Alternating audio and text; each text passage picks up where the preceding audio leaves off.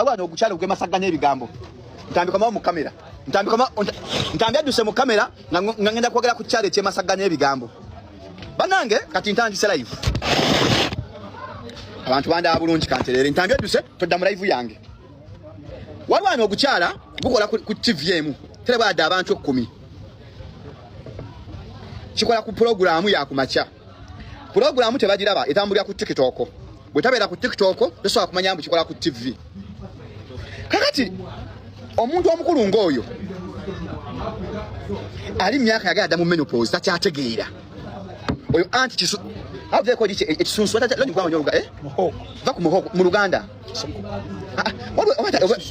wata kisunsu batata ekisunsu ekibera ekimemeya ekisunsu ekibera ano ono mutala akola ku TV eyagwa mama kisunsu yasoka kukola ku bizigo ne bimulema ngatabula ebizigo ebyerusa yake nyibyamulema okwerusa mama kisunsu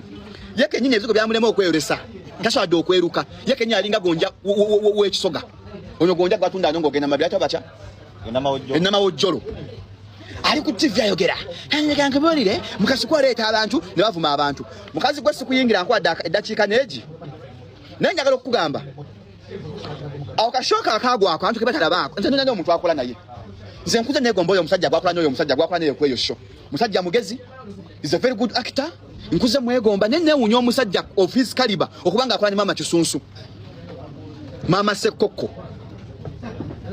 kati omuntu andi badambuliryo omukazi anzaala obuzazi okeocha ku machamba gende bamusibe gegamanya gemutuma abantu wena amutuma nga naye avuma abantu yampise monster kati gwe fuluminyo oyasamira abantu nawe ovuma abantu nga choine ekyamaanyi ku nsuku nosenga bakira ne bagoba ku social media tona ogenda kudda kozi none down merit wasoma puliyo ku merit senga pastor akera na wait on the long side of the bed bagobye oli kuda na transcript etukole ki yuste se chebijjeko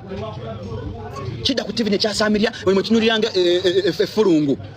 kiringa effurungu mama furungu kiwala kya kinyozi toina mulimu gwokola toli ku mulimu lwa merit mboba wa merit wasoma tewasoma wano wotunde moto koleta mwaka kusabira na kwa interview na kulya chayiwa banja anatwama bamurepinga nga muto ye bamurepinga ya repinga bamalo kirepinga kijja kizungira ku bantu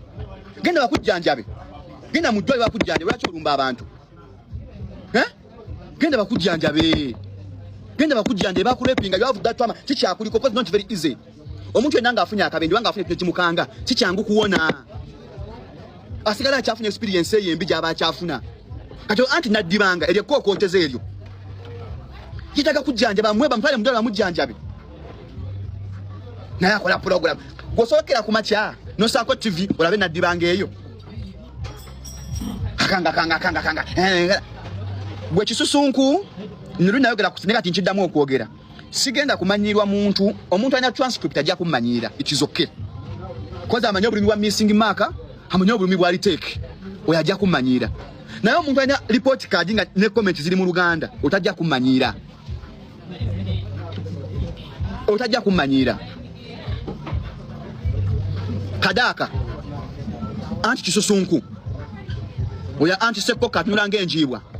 otajja kumanyira ona report card omanyira abantu abasumba kanyanga missing marker zibuze nawe omanyira abantu buli kyogezako kola kyafa watundanga ebizigo edduka nolifula lyabwa senga owe mulabwe mu video webuli waye mulangana abantu okufa obufi abajo tabula ebizigo nga tebikola wakenyi byakolema okukola kizigo yatabulanga ebyerusa tovudda wegasegase ojegase kutwaga nga pepa yakajja ogezaako ofuna wodda people power ekwaniriza bulungi nnyo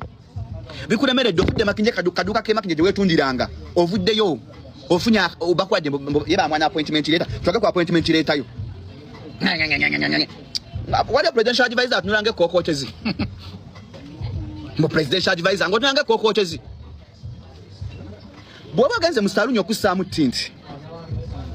yo ine dakiika kwakoma senga tinti asukke dakiika ezo akwokya obwongo kakusenga twena magezi ngoyo antifurungu oba owedde kasita tinti akusanga nga tolina bwongo ngoyo anti wekokotezi oyo anti nadibanga antifurungu oyo mwana wa kinyozi oyo kubongo ati tinti yamwokya obwongo katoza ategeera bulungi tinti agenda mu bwongo